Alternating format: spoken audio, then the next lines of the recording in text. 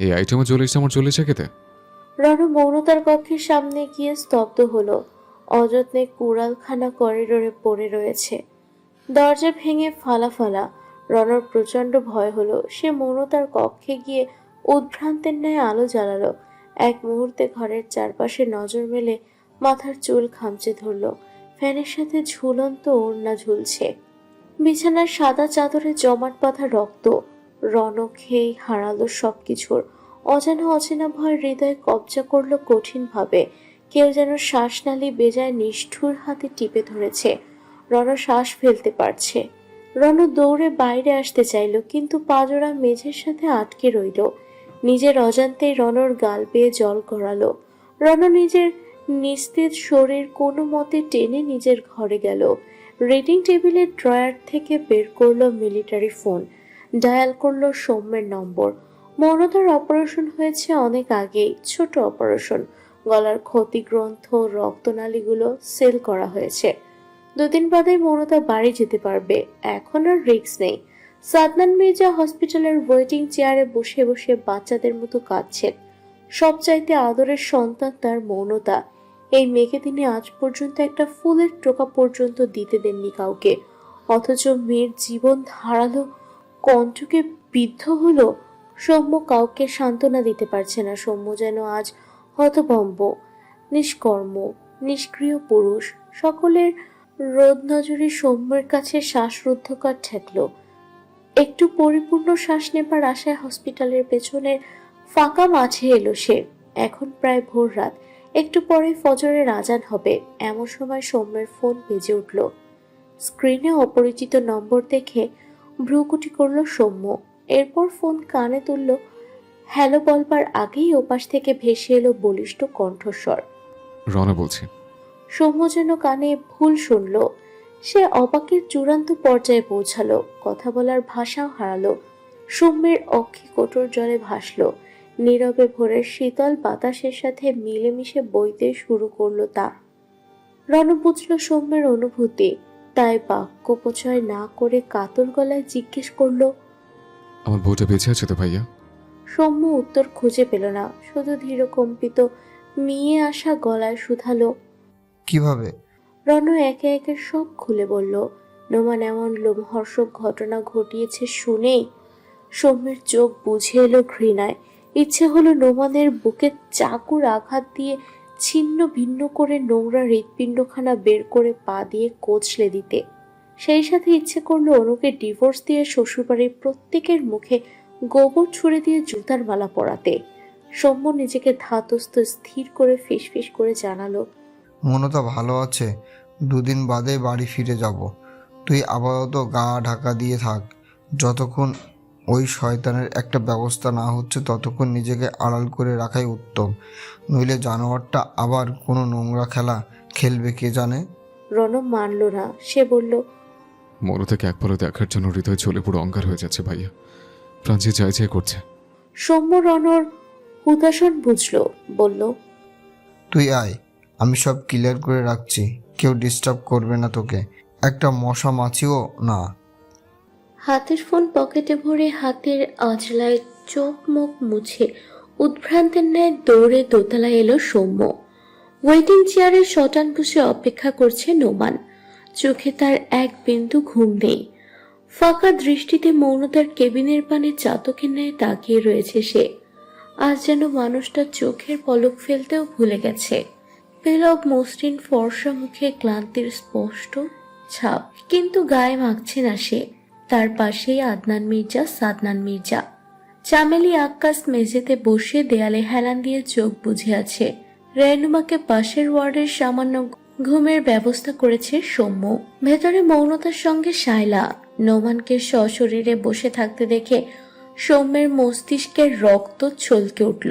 মুহূর্তেই সফেদ সাদা চোখ মুখ ক্রোধে লাল টকটকে হলো। সৌম্যের শরীর থরথর করে কেঁপে উঠল। ইচ্ছে হলো নোমানের গলা টিপে জিভ বের করে ফেলতে। সৌম্যের চোয়াল শক্ত হয়ে চেপে এলো। কেঁপে উঠল দাঁতের কপাট, কিন্তু সবকিছু সয়ে নিল মুহূর্তেই সৌম্য।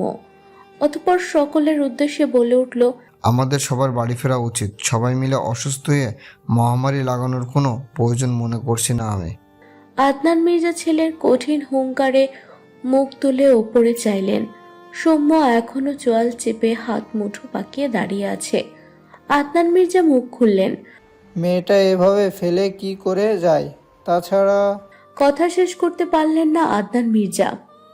সৌম্য ধমকে উঠল। এখানে বসে তো মশা মাছিই মারছো আব্বু, আর কিছু কি করতে পেরেছো?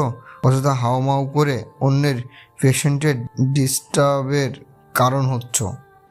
ছেলের পানে বাঁকানো প্রকুটি করে তাকিয়ে রইলেন আদনান মির্জা।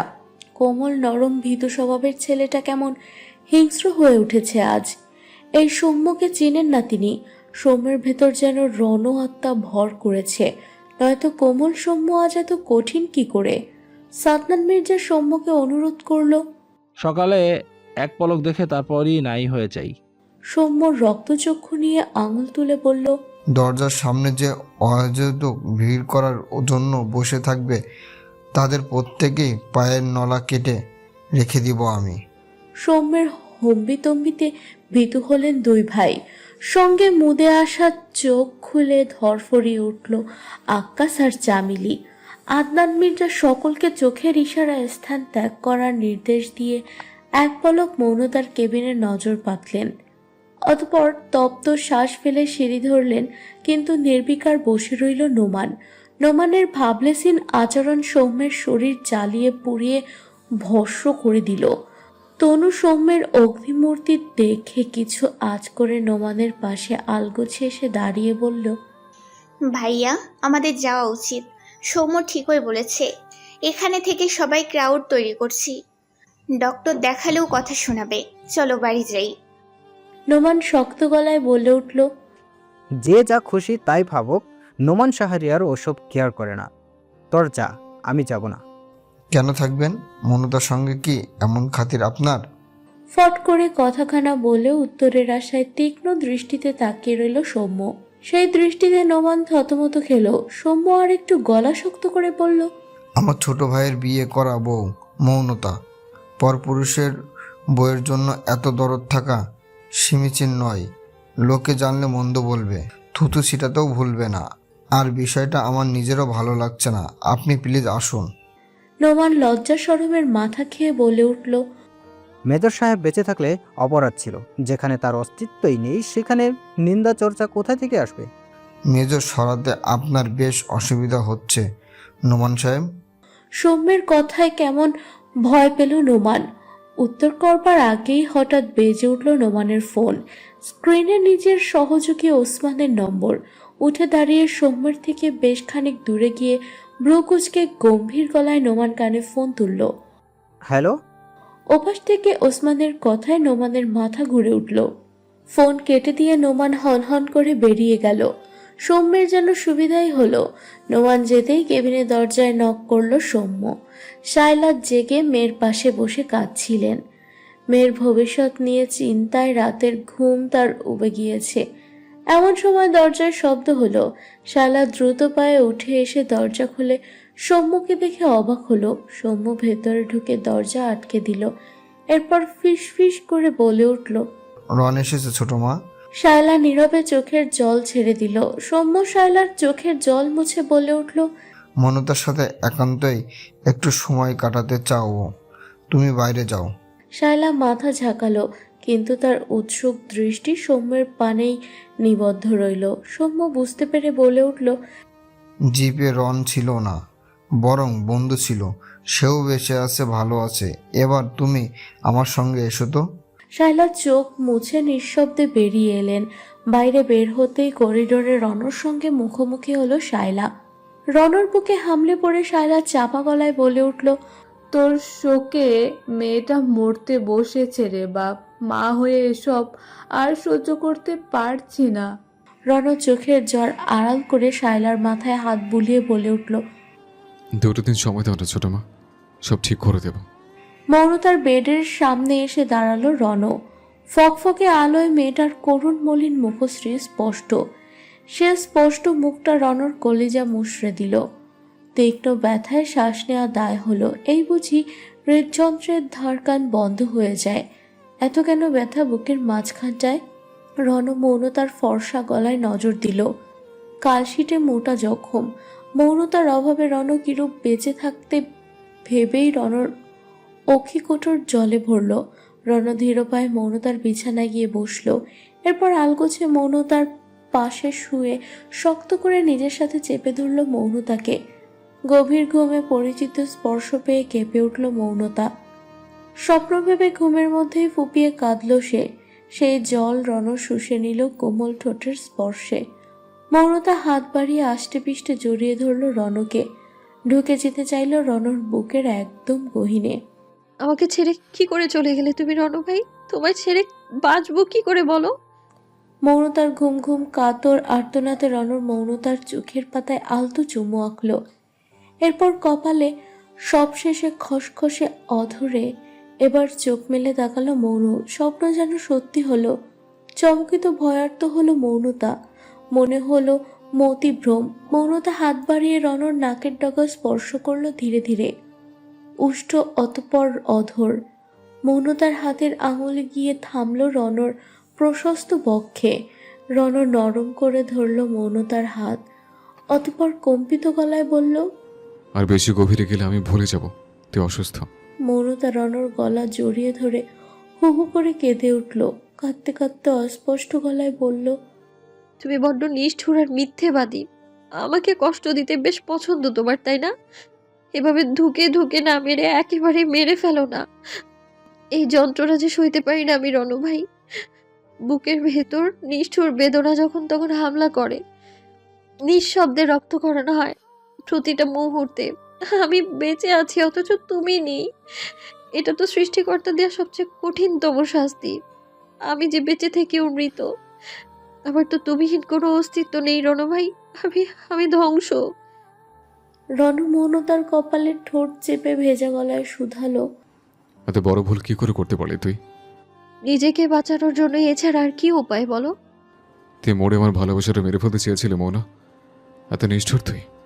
আমার কথা একবারও ভাবলি না? কবে কবে এত বড় হৃদয়হীনা হলি তুই? ব্যথায় মৌনতা গলা বিষিয়ে উঠল। দুদিন কম কথা বলার নির্দেশ দিয়েছেন ডক্টর। তবুও মৌনতা দমল না।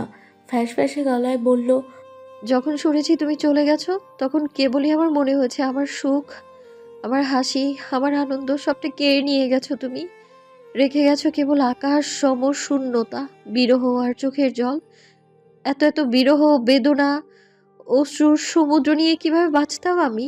তোমার সঙ্গে সঙ্গে তো সব হারিয়ে গিয়েছিল রণভাই। রণ মৌনতার অধরে দখল নিল। ছেড়ে দিল তখনই।